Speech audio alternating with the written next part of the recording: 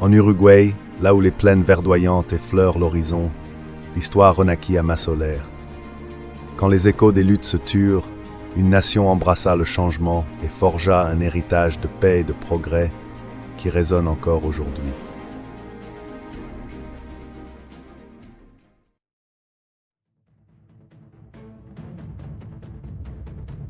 Au début du XXe siècle, l'Uruguay était divisé, rongé par les tensions politiques et les échos des luttes civiles. La nation, vaste étendue de collines verdoyantes et de plaines ondulées, bouillonnait sous une surface trompeusement paisible. Deux factions politiques rivales, les Colorado et les Blanco, se préparaient à une confrontation qui allait façonner le destin du pays.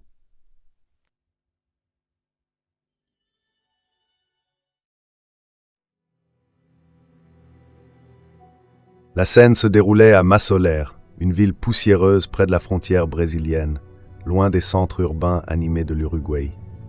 C'est là, en 1904, que les forces opposées se sont positionnées pour l'affrontement direct.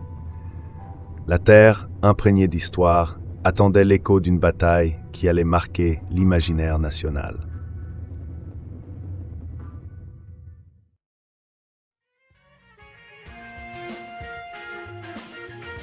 Le chef des Blancos, Aparicio Saravia, était une figure redoutable.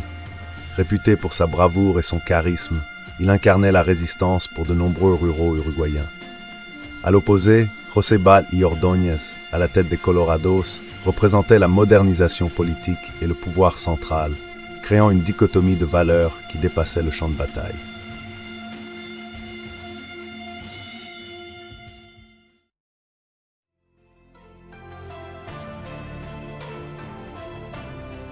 Les partisans de Saravia étaient principalement des ruraux qui voyaient en leur chef la continuité d'un héritage fondé sur la tradition et la justice contre les stratégies de modernisation qui menaçaient leur mode de vie. Les Colorado, quant à eux, armés des ressources gouvernementales, promouvaient une vision de progrès et d'unité.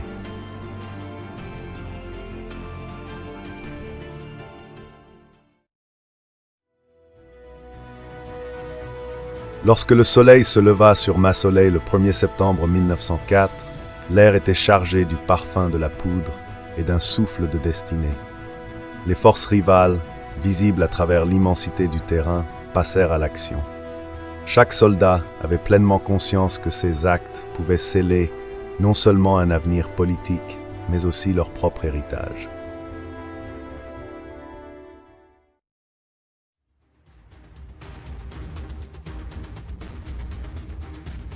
La bataille fut un tourbillon de chaos et de stratégie. Les hommes de Saravia, manœuvrant sur un terrain familier, tirant profit de leur connaissance intime de la région. Les Colorado, avec leur organisation plus formelle, lancèrent des assauts stratégiques pour neutraliser la force rebelle par le nombre et la puissance de feu.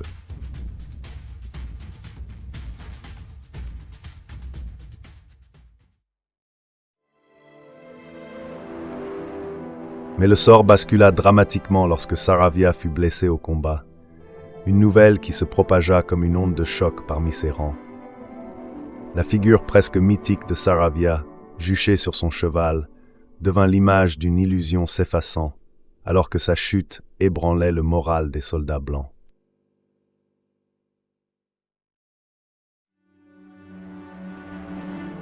Malgré la gravité de sa blessure, Saravia jura de continuer à mener ses hommes. Pourtant, sa promesse resta vaine. Quelques jours après avoir été transporté au Brésil pour y être soigné, la figure la plus emblématique de l'Uruguay succomba à ses blessures. Sa mort marqua non seulement la fin de son combat personnel, mais aussi un tournant décisif dans l'histoire nationale.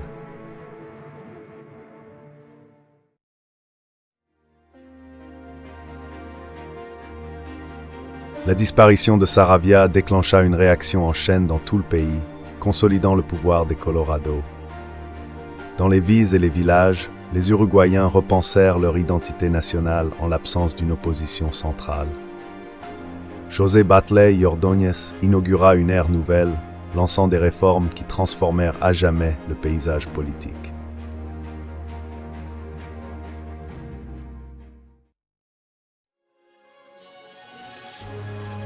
Sous la direction de Ball, l'Uruguay adopta une politique réformiste vibrante, se forgeant une réputation de pionnier dans les domaines politiques, éducatifs et social, une base qui résonne encore dans la gouvernance contemporaine. De l'après-Massoler fleurit une période inédite de paix et de renforcement démocratique.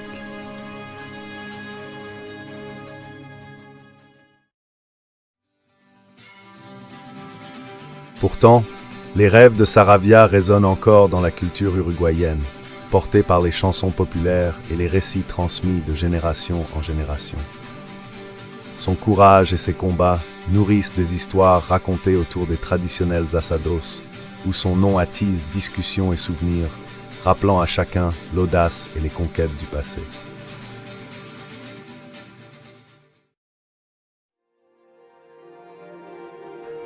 La transformation de l'Uruguay, qui passa du chaos de Massoler à un symbole de paix et de progrès, est un récit célébré non seulement dans l'histoire nationale, mais aussi à travers le monde. Elle demeure la preuve du pouvoir de la persévérance collective et des tournants inattendus que réservent les moments décisifs.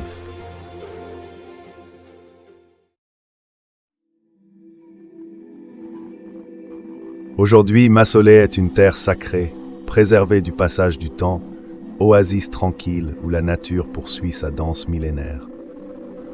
Les visiteurs cheminent discrètement à travers les vestiges du champ de bataille, établissant un lien avec le passé tout en savourant la sérénité du présent.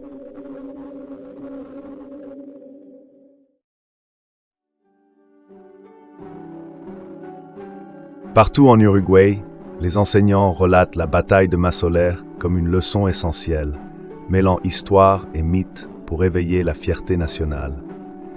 Les salles de classe s'animent de fresques colorées immortalisant les événements et les figures marquantes, faisant éclore la connaissance à travers l'art.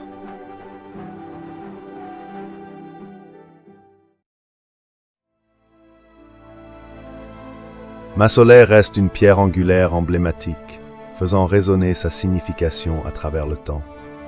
Le site relie naturellement les héritages aux avenirs, rappel subtil et perpétuel du moment où l'Uruguay s'est retrouvé au seuil de la transformation. Son existence rappelle que chaque avancée est forgée dans l'épreuve.